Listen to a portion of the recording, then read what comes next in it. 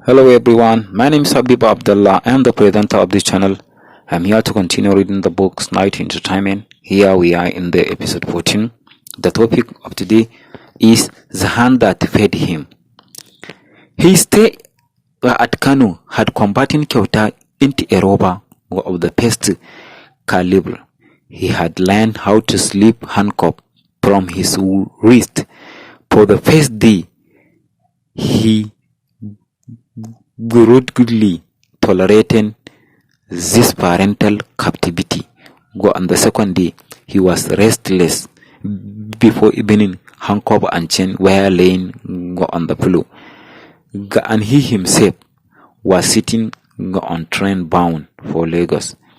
In Lagos, he met man calling Dogo. Dogo was a giant of man, tall and muscular hand, the reading figure. In the society of robbers, he and Kyauta were well suited to each other, and within a moment of their meeting, they had decided to join forces. Kyauta admired Dogo for his complete fearlessness. Many were he tell of gold, brick, which Dogo told his new confidant.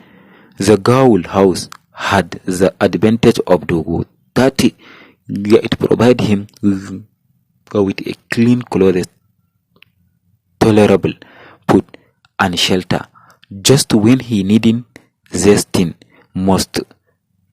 Only a fool fear the law, said Dogo. If they catch you, you go with them. You know, when you are fed up with them, that is what time to make you get away. When Malam Shehu found the discarded handcuff and chain, he almost wept with frustration, his shoulder bowing in deep bogged. He made his way slowly to the Nobe room.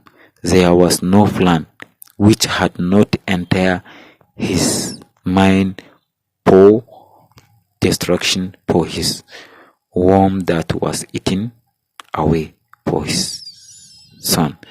Better safe, he had paid large sum of money to see. He had hired special guard to watch him minutely. He had offered him the best protection that father had ever offered a son who had been born after 35 years of married life. Zenobe, I am tired, I am sick of hiding myself in my own town. Better to get his way to a place where I am not known and make a fresh start that continue under this burden of shame. The woman refused to leave Galma for 2 whole days. He tried to bring her around to his own point of view. If you do not go with me, what can you do? You can't go back to your parents. Your father will not have you.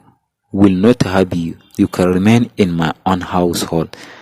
The other woman will kill you in a week.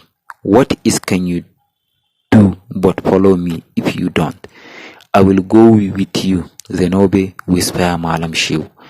Sold all his things and changed his money into notes. He took with him a little box and 2 horses, one for himself and one for Zenobe. Before he finally departed, he went to the king and told him he was going to a pilgrimage to Mecca. His other wives he left in care of his chief servant and set off into the desert.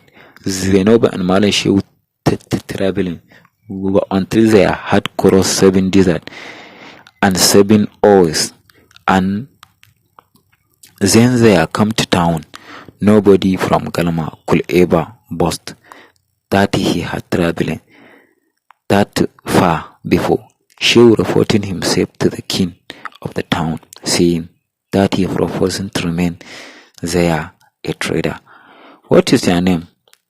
Asking the king. Malam Usman. From where? The Rahman. The king liked him for his humility and good look. He listened out an area to him and buried him in good look while still under the king's protection. Malam Shehu built in an area and soon afterward moved there him.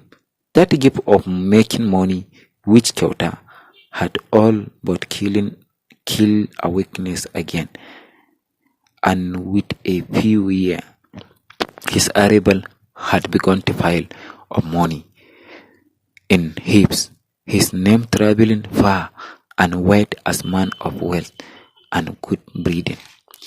Kyauta used to travel between Lagos and Accra of his right.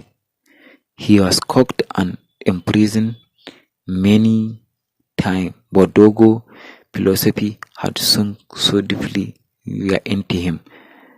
That very time he went to a jail, he came out with stronger determination to do worse thing. At last, the Lagos police grew tired of seeing his face, and he and Dogo were repatriated to some town which they say was their home. They continue their wandering until one day they reached the town where Kyauta father lived. They put up shelter in the hill, and from the organizing raid on the town. One afternoon, they are dressing in best like respectable Malam took a walk around the town. They are passing by compound, which struck them with magnificence and his general impression of immense wealth, which is suggesting, who is it lives there? Kyauta asking passerby. A man calling Usmanu. He came here 6 years ago with a woman and a few things. Now look what Allah has done for him. Kyauta and Dogo winking at each other on their way back to the hill. They are bucked coil of strong rope, and that night they are put on their working clothes. Pair go up through with the room their belt of knife. They are found at eager enough to scale the bell well they are new from the long experience exactly where their strong room was likely to be. Kyauta was in the lead. He was crossing the threshold when he heard a struggle noise. Looking into the darkness ahead of him, he noticed that the man laying on the bed had sprung up and was sleeping into the shadow. Away from the moonbeam which fell in the interim, he kept pacing in the man in the shadow. He could see too, but that the man was crouching as if ready to die. There he crouched, his eyes glowing defiantly. But strangely enough, Kyauta could make him move. As he said later, something seemed to have held my leg and hands. I could not move. I could hardly breathe. As he stood there, dumbfounded, Dogo brushed him aside and with a yell sprang open the house owner. Kyauta watching them struggling. Dogo called out, "Hurry, Kyauta! I am holding his straw. Bring your knife." Kyauta gave a start, more to please Dogo than to obey his own will. He drew his knife and stabbed. At that moment, a odor opened and pair face firing at them. "Run!" shouting Dogo, dropping knife and man. They ran for it. Kyauta dashed blindly into the arm and into the arm of the intruder, who plunged into him with all her might. They were standing in the moonlight, and was he thrust her back a gasp of astonishment escaped him. "My mother," he exclaimed. "My son," shouting Zanobe. The embracing Kyauta, holding her with his blood-staining hand. "What brought you here?" he asking. "Is my father dead?"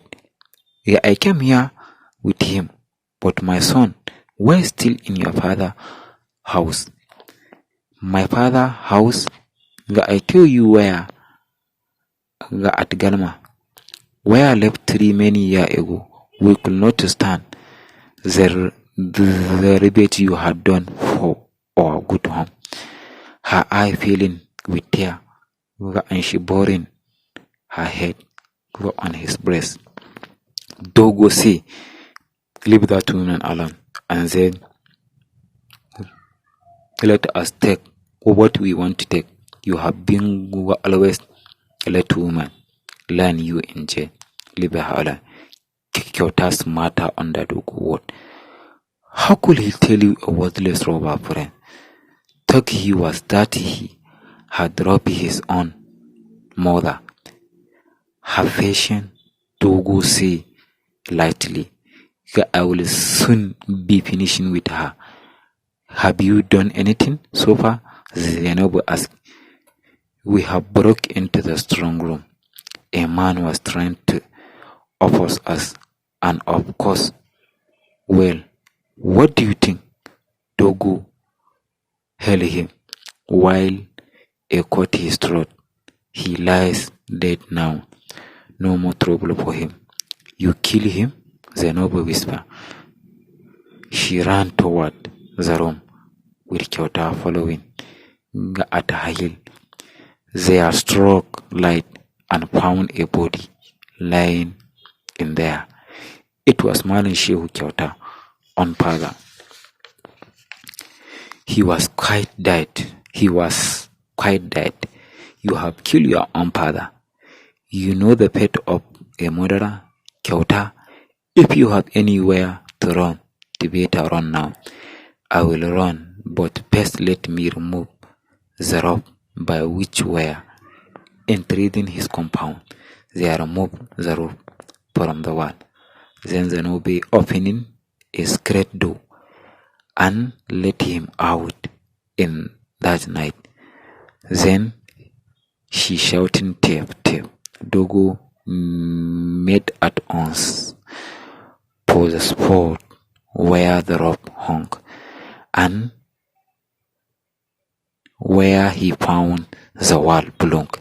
He wheeling round to face a compound teeming with the keen best policeman.